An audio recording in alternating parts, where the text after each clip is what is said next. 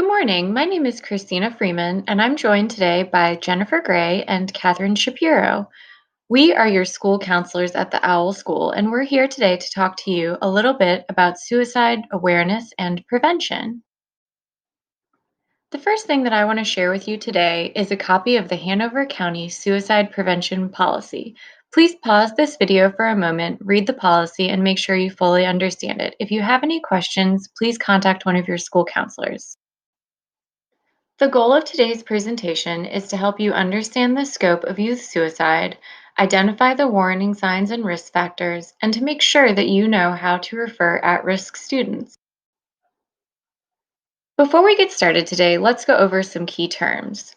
When you hear the term suicide ideation, it simply refers to any thoughts of suicide. Ideation can be expressed as suicide behaviors, which refer to acts or behaviors leading up to a suicide attempt. Not all self injurious acts are suicidal behaviors. Non suicidal self injury refers to self injurious acts with no intent to die. For example, with a show of hands, how many of you have pierced ears or maybe a tattoo? These are self injurious acts, however, there's no intent to die. On the other hand, when someone makes a suicide attempt, there is intent to die. These attempts may or may not result in physical injury, but the intent to die was present. And finally, a suicide is defined as a self directed, injurious behavior with the intent to die that results in death. Please pause the presentation and take a moment to look over these statistics about suicide in the United States.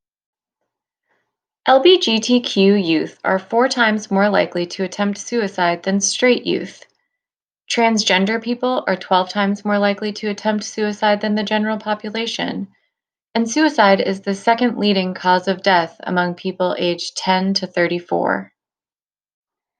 In the Hanover County School District in 2019-2020, up until March 13th, there were 256 suicide assessments done by counselors throughout the district. 36 of those assessments led to further action by the counselors to support the students and make sure that they were safe. That means in total, 292 suicide assessments were done last year. Please pause the video here and take a moment to read these statistics from NAMI, the National Alliance on Mental Illness. When we hear a young person speak of wanting to take their life or indicate that they are thinking about suicide, we must take it seriously every time. Suicidal ideation is often communicated in the hours, weeks, and months before a suicide attempt. Outside of that communication, ideation is often well hidden. Youth, especially young males, tend to have more difficulty communicating emotions in general, which can be lethal when they are having trouble and thoughts of suicide. Research has shown that more than 90% of those who die by suicide have a treatable mental health condition at the time of their death. As with other health conditions, early identification and treatment can save lives. But focusing solely on mental health conditions does not give us a full picture of the complexities of suicide risk. Suicide risk almost always starts with one or more underlying layer involving biological factors, including genetics and biological predispositions to mental illness, psychological factors such as traits like perfectionism, ways of perceiving self and interpreting events, actions of others, or a complex personal history, which could include the death of a loved one, history of abuse, family history of mental health problems. Then add the current life's issues and events such as stresses at home, school, and with peer relationships. These factors can come together to lead to hopelessness, add traits of aggression, impulsivity, and access to means, and you have a high-risk situation. To the outside person or to social media, it can be very difficult to see the underlying risk factors, but the human mind seeks answers and closure, and we think appropriately in terms of cause and effect.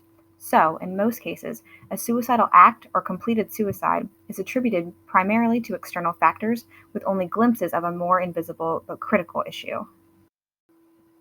Anguish and despair are extremely private, internal experiences. What gets expressed outwardly is highly variable, with some individuals wearing their emotions on their sleeve and others keeping emotions fairly hidden from view. This is the reason paying attention to even subtle but distinct behavioral changes that represent departure from a person's usual self is part of the education involved in suicide prevention. And this is a way to understand the common misunderstanding about suicide being caused by a single loss or event, or the main focus being on external events. One environmental risk factor for suicide among youth that has gotten press coverage is bullying.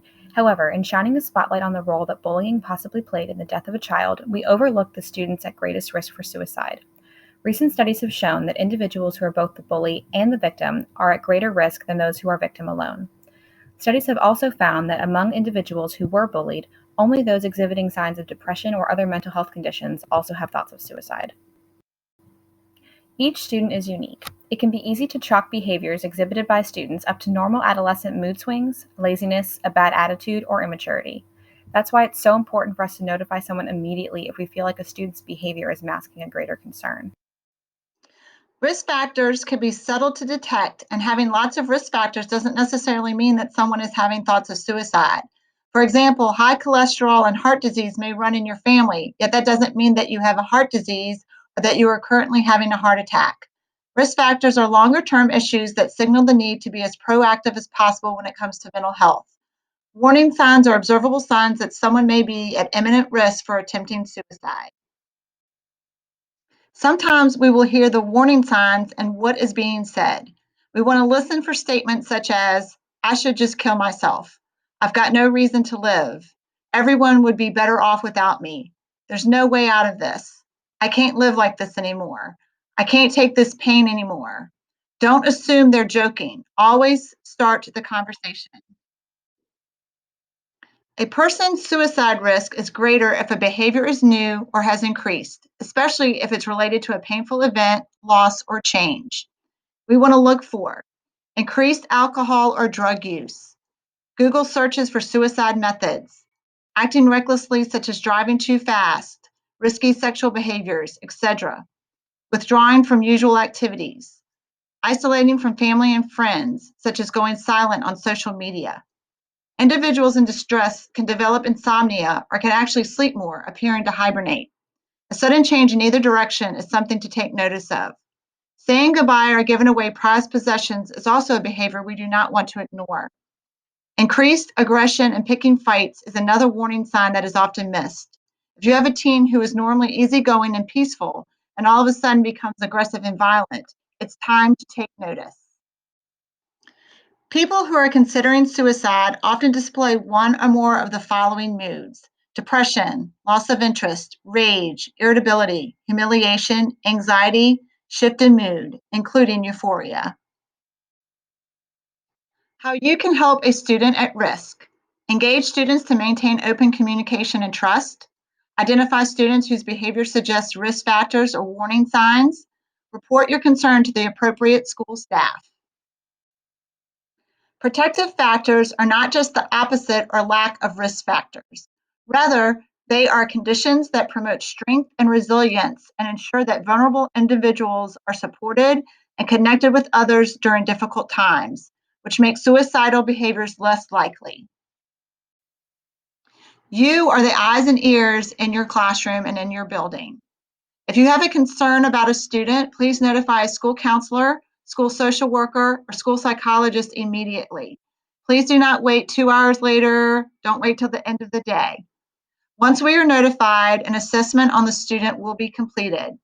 Further steps will be taken if needed. Once the student transitions back to your class, stay in contact with the school counselor for any additional concerns or needs that you may have.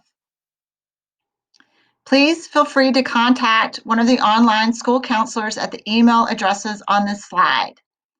If you are dealing with a student emergency or safety concern, however, please call, do not email.